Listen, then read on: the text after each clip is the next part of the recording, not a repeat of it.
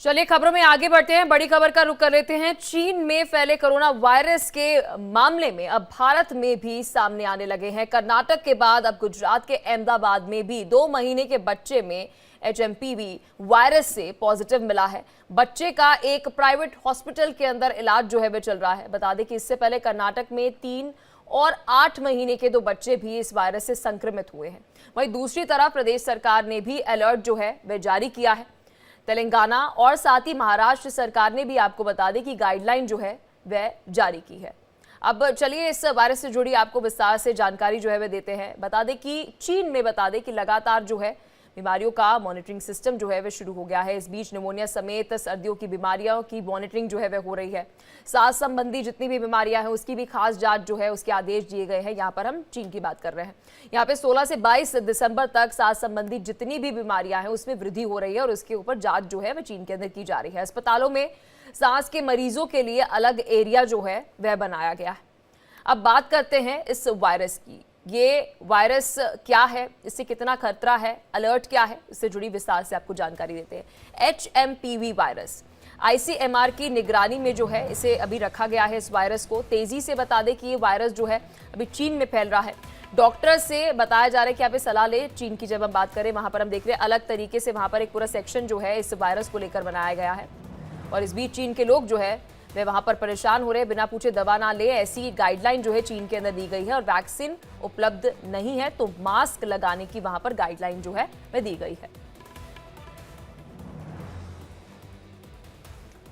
हमारे साथ डॉक्टर्स के पैनलिस्ट जो हैं वह जुड़ चुके हैं। हमारे साथ डॉक्टर सुनीला गर्ग जुड़ी हुई हैं और साथ ही डॉक्टर स्वाति माहेश्वरी भी हमारे साथ जुड़ी हुई हैं। बहुत शुक्रिया आप दोनों का अपना कीमती समय देने के लिए। डॉक्टर स्वाति, शुरुआत में आपके साथ करना चाहूंगी।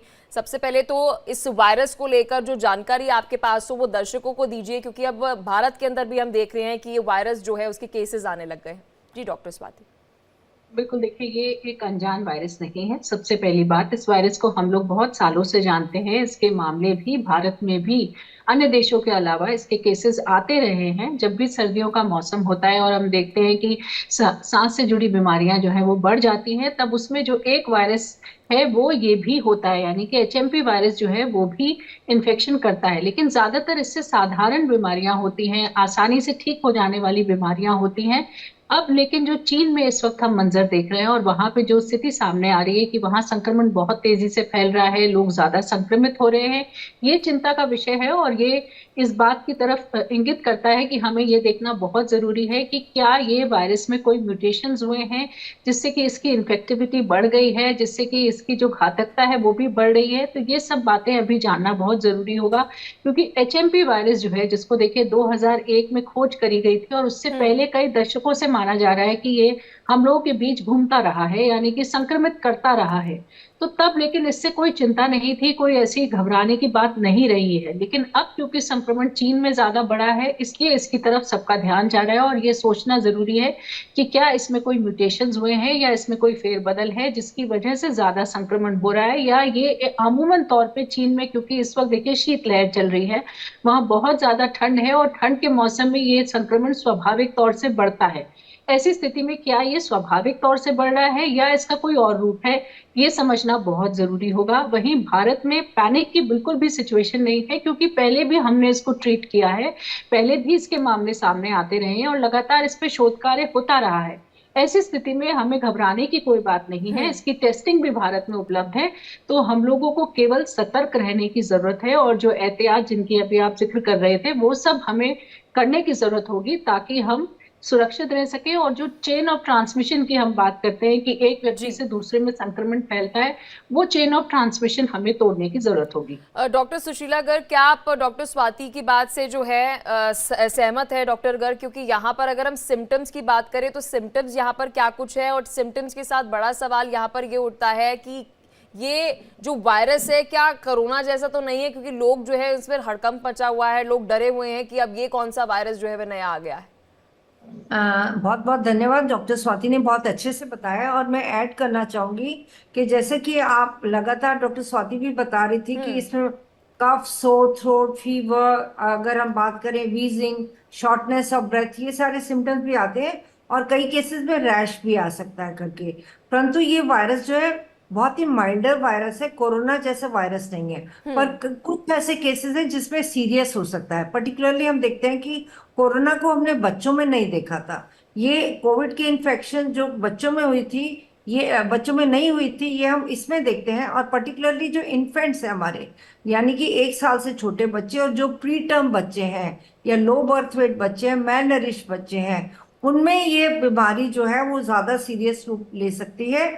और 65 साल से ऊपर के लोग और पर्टिकुलरली जो कोमॉर्बिड लोग हैं, यानी कि जिनमें क्रॉनिक डिजीजेस होते हैं, अगर उनमें ये इन्फेक्शन होती है, और या अस्थमेटिक लोग या क्रॉनिक ऑब्स्ट्रक्टिव पल्मोनरी डिजीज के लोग, उनमें इन्फेक्शन जो है ज्यादा सीवियर रूप में हो सकती है। तो हमें ज्यादा प्रिकॉशंस लेने की जरूरत है और साथ साथ इसको मॉनिटर करने की जरूरत है, क्योंकि बाजू में ही हमारा चाइना है और जहाँ पे इतने ज्यादा नंबर ऑफ केसेस हैं। तो आजकल हमारे बॉर्डर्स बिल्कुल वाटर टाइट नहीं है, पोरस बॉर्डर्स हैं। तो इन्फेक्शन को हमें इंडिया में भी मॉनिटर करना पड़ेगा। जैसे कि दिल्ली में अगर हम बात करें, महाराष्ट्र, तेलंगाना, कर्नाटका, इन्होंने अपनी स्टेट एक्शन प्लान भी बनाई है, जिसमें लोग कहते हैं हालांकि इसमें जांच की बहुत ज्यादा जरूरत नहीं, परंतु अगर हमें किसी डिजीज को मॉनिटर करना है तो हमें टेस्टिंग, ट्रीटिंग और ट्रैकिंग तीनों चीजें करनी पड़ेगी। और ये भी देखना पड़ेगा कि सभी अस्पताल पर प्रॉपरली प्रिपेयर्ड हैं in terms of number of beds. हमारी जो हेल्थ केयर प्रोवाइडर्स हैं वो हमारे साथ में ऑक्सीजन की अवेलेबिलिटी और प्लस कॉमन चीजें जैसे कि पैरासीटामोल सिरप, ब्रोंकोडायलेटर वगैरह, ये चीजें जो है पर्टिकुलरली मैं कहूंगी कि कफ सिरप है या फीवर के लिए हम टैबलेट्स या सिरप्स का प्रयोग करते हैं, ये घर में भी उपलब्ध होने चाहिए। तो ये परंतु जब भी आप लक्षण देखें तो जरूरी है कि इम्पोर्टेंट है कि किसी स्वास्थ्य कर्मचारी की सलाह लेना बहुत जरूरी है और डिजीज को मॉनिटर करना भी जरूरी है। डॉक्टर स्वाति, यहाँ पर अगर हम इस वायरस की बात कर रहे हैं, क्योंकि मुझे याद है जब कोरोना वायरस आया था तो उस दौरान देख रहे थे उनकी जीनोम सीक्वेंसिंग जो है वे की जा रही थी कि पता चले कि कितना गंभीर है ये वायरस। क्या इस पर अभी एक तरह से हम कह सकते हैं कि रिसर्च की जो है वो जरूरत है, क्योंकि आप बता रही हैं कि ये वायरस जो है अभी का नहीं है, पहले का वायरस है, लेकिन कोरोना को लेकर भी शुरुआती जानकारी जो है वो ये सामने आ रही थी कि वायरस पहले का है, इसके अंदर जो है वेरिएंट जो आया है, इस वजह से बहुत ज्यादा कह सकते हैं जानलेवा हो चुका है। देखिए, बिल्कुल अगर हम एचएमपी वायरस की बात करें तो उसका जीनोमिक सीक्वेंस जो है वो विश्व में उपलब्ध है, और जहां भी शोध कार्य इसके ऊपर होता है, भारत की भी अगर बात करें, इसकी वैक्सीन के भी लगातार प्रयास कई सालों से चल रहे हैं कि इसके लिए वैक्सीन बनाया जाए, तो वो उपलब्ध है। अब देखना यह है कि उस जीनोमिक सीक्वेंसिंग में कितना वेरिएशन हुआ है। तो चीन अगर वहां से अपना जीनोमिक वेरिएंट शेयर करे, वो अगर डब्ल्यूएचओ और बाकी विश्व के साथ उसको साझा करे, तो समझना और ज्यादा आसान होगा कि क्या उसमें कहीं कोई फेरबदल तो नहीं है। क्योंकि म्यूटेशंस में देखिए छोटे छोटे परिवर्तन होते हैं, उसके जो पूरा स्ट्रक्चर होता है उसमें बहुत छोटे परिवर्तनों से उसकी जो क्वालिटीज होती हैं वो बिल्कुल चेंज हो जाती हैं। तो ये जानना अभी बहुत जरूरी होगा। और जैसे कि हमने पहले भी देखा था कि डब्ल्यूएचओ की अगर हम बात करें तो उसने समय पर विश्व को आगाह नहीं किया था, उन्होंने सही तथ्य सामने नहीं लाए थे। तो वो एक पिक्चर नहीं होनी चाहिए, ऐसा नहीं होना चाहिए कि फिर कुछ कुछ बातों को छुपाया जा रहा हो या उनको विश्व से जो है अनभिज्ञ रखा जा रहा हो। तो ये कोशिश जरूर सरकारों को करते रहना चाहिए कि जो सही तथ्य है वो वहां से निकल करके सामने आए। जहां तक बात देखिए कोविड की है, हमने जिस तरह से देखा था कि जो मंजर सामने आया था, उन सभी चीजों को लेते हुए एक हमें हमारी सरकारें अब तैयार हैं, उनको पता है कि किस तरह की ऐसी स्थिति से निपटना है, कैसे हमें टेस्टिंग ट्रैकिंग करने पड़ेगा, ट्रीटमेंट करना पड़ेगा। वहीं लोग भी, क्योंकि बिल्कुल कोविड से मिलते जुलते लक्षण हैं, कोविड वाले ही एहतियात हैं, तो वो हम सबको अभी तक याद है, हमें पता है कि वो हमें कैसे करने हैं। तो वो जरूर हम अब एक पर्सनल लेवल पर करते रहें, ताकि हम जो है इन चीजों से बचे रहें। और जिनकी ट्रैवल हिस्ट्री है खास तौर से, उन लोगों के साथ हमें बहुत ज्यादा एहतियात इस वक्त रखने की जरूरत होगी। और वो खुद से भी इस बात का ध्यान रखें कि अगर उन्हें कोई शुरुआती लक्षण दिखाई दे रहे हैं तो वो जरूर से एचएमपी की टेस्टिंग जरूर कराएं, ताकि ये जो इन्फेक्शन है ये ज्यादा फैले नहीं और एक से दूसरे व्यक्ति में नहीं जाए। डॉक्टर गर्ग, यहाँ पर अगर हम इस वायरस की बात करें तो एक बहुत महत्वपूर्ण बात ये भी हो जाती है कि कोरोना से अगर और भी जो बहुत सारे वायरस रहते हैं, हम देखते हैं बहुत स्पेसिफिक रहती है, किसी ऑर्गन के ऊपर ये हिट करती है। क्या अगर हम एचएमपीवी वायरस की बात करें तो क्या ये कोई ऑर्गन स्पेसिफिक है जहाँ पर सबसे ज्यादा असर पड़ते हुए नजर आता है? रेस्पिरेटरी सिस्टम की अगर हम बात करें या फिर अलग जितनी भी हमारी ऑर्गन्स रहती हैं। देखिए बेसिकली ये ह्यूमन मेटानिमो वायरस ही है। तो निमो का मतलब ये निमोनिया वर्ड आप याद रख जी। सकते हैं। तो अल्टीमेटली इसका मतलब है रेस्पिरेटरी सिस्टम पे इसका असर है। और रेस्पिरेटरी सिस्टम भी upper respiratory, lower respiratory system भी होता है। तो लक्षण ऊपर के ज्यादातर लोगों में देखे गए हैं करके, यानी कि जैसे मैंने बताया था कि कफ, कोल्ड, फीवर, ब्लॉक नोज वगैरह। परंतु कई केसेस जो हैं जो कि इम्यूनो कॉम्प्रोमाइज होते हैं, उनमें हम निमोनिया वगैरह भी देख सकते हैं। तो ये जरूरी है कि किस तरीके से हम इन पे वॉच रखें। ये अल्टीमेटली ये क्योंकि ऑर्गन स्पेसिफिक है, बट अल्टीमेटली अगर इम्यून सिस्टम हमारा कॉम्प्रोमाइज है तो हमारे इसके और बॉडी ऑर्गन्स पे भी असर पड़ सकता है, जैसे कि कोविड में पड़ा। परंतु जी। As of now we are only looking at respiratory system. तो और जैसे कि इसका म्यूटेशन का हमें वॉच करना पड़ेगा, जैसे डॉक्टर स्वाति अभी बता रहे थे करके, क्योंकि म्यूटेशन से हमें पता चलेगा। क्योंकि कोविड में राइट। भी हम अल्फा से शुरू हुए थे और डेल्टा वेरिएंट हमारा बहुत सीवियर था करके। तो इसलिए जेनेटिक वेरिएशन को भी हमें मॉनिटर करना चाहिए, ताकि हमें पता चले कि हम सही दिशा में जा रहे हैं और हम इस डिजीज को प्रॉपरली कंटेन कर पा रहे हैं। और जैसे कि ऑलरेडी हम जान चुके हैं कि 2001 से हम केसेस देख रहे हैं, और नीदरलैंड्स में तब हमें 28 केसेस मिले थे। और धीरे धीरे अब ये लगभग सभी देशों में वायरस मिल चुके हैं करके। और चाइना में क्योंकि बहुत ही सीवियर फॉर्म में आ रहे हैं, तो नेचुरली म्यूटेशन जानना और जीनोमिक सीक्वेंसिंग को जानना बहुत जरूरी हो क्या जाता है। ये डॉक्टर गर्ग, मैं बहुत महत्वपूर्ण आपसे सवाल पूछूंगी क्योंकि इस वक्त दर्शक देख रहे हैं और वह भी परेशान है कि अब ये कौन सा वायरस आ गया, क्या ये अलार्मिंग है? देखिए, बेसिकली पैनिक होने की बिल्कुल जरूरत नहीं है, पर वॉचफुल होने की जरूरत है। तो आम जनता को ये मेरी ये जरूर राय रहेगी कि बार बार, जैसे घर में कोई रेस्पिरेटरी इन्फेक्शन का केस है, और वैसे भी साधारण नॉर्मल जिंदगी में भी अपने हाथ को बराबर धोना, सैनिटाइज करना, और साथ साथ में मास्क का प्रयोग करना। पर्टिकुलरली जब घर में या अस्पताल में हम केसेस देख रहे हैं तो मास्क का प्रयोग करना, और थोड़ी दूरी बनाए रखना, जिसको कि हम पहले 2 गज की दूरी कहते थे, वो बहुत जरूरी है। और जब छींक आती है तो उसको कोनी में लेके छींक करें, मतलब ताकि वो दूसरे के मुंह पे ड्रॉपलेट्स ना जाए, ताकि दूसरा इंसान इन्फेक्ट ना हो। परंतु जानकारी हर माध्यम से जानी चाहिए। जैसे कि हमारी आशाज और आंगनवाड़ी वर्कर्स ने बहुत इंपॉर्टेंट रोल प्ले किया था कोविड के समय में, अग्री। और उनको यूएन का एप्रिसिएशन भी मिला था कि बेसिकली बहुत अच्छा काम किया था।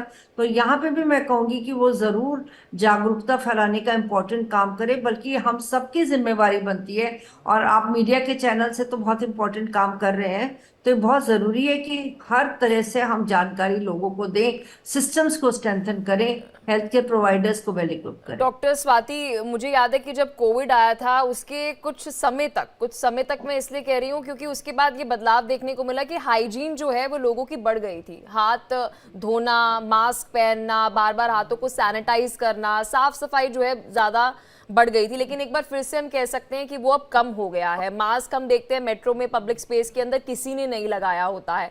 अगर हम यहाँ पर इस वायरस की बात कर रहे हैं तो इसका सबसे पहला बचाव जो है वो क्या केवल मास्क ही है? देखिए, बिल्कुल जो रेस्पिरेटरी इन्फेक्शंस होते हैं, जैसे कि अभी मैम ने भी बोला कि वो छींकने से, खांसने से, किसी के पास बैठ करके बात करने से, उनके द्वारा जो चीजें इस्तेमाल करी गई हैं उनको छूने से, इसी तरह से ये इन्फेक्शन फैलता है।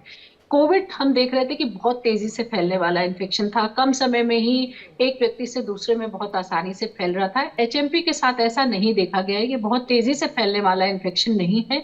लेकिन वही एहतियात है जो हमें बरतने की जरूरत है कि मास्क लगाएं, डिस्टेंसिंग रखें, जैसा मैम ने बोला, साथ ही हाइजीन का बहुत ध्यान रखें। देखिए, इन्फेक्शन हमारी आंख, नाक और मुंह से ही अंदर जाएगा, तो हमें ये कोशिश करनी है कि हम गंदे हाथ जो हैं उनको अपने आंख, नाक, मुंह पे नहीं लगाएं। साबुन से हाथों को थोड़े थोड़े समय पे होते रहे। खास तौर से देखिए, क्योंकि बच्चों में इन्फेक्शन ज्यादा देखा जा रहा है और अभी भी हम देख रहे हैं कि इन्फेंट्स में ही भारत में इन्फेक्शन देखा गया है।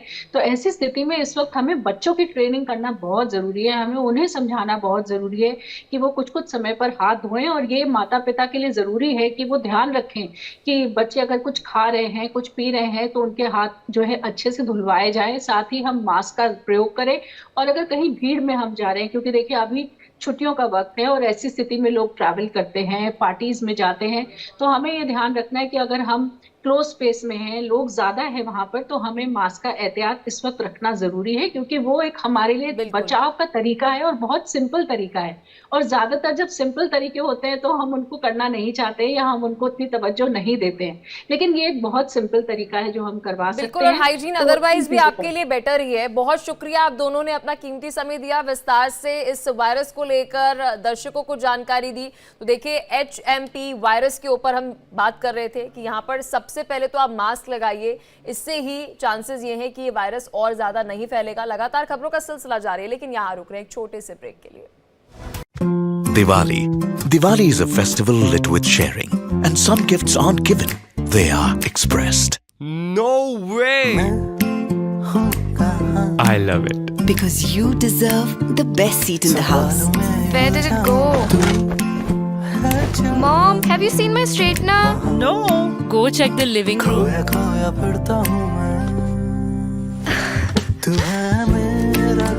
You light up every room you enter.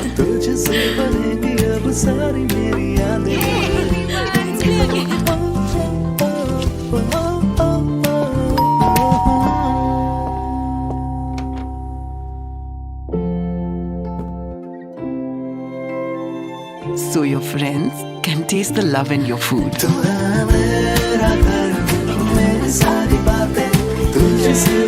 This Diwali, unwrap emotions with Speaking Gifts by Home Center.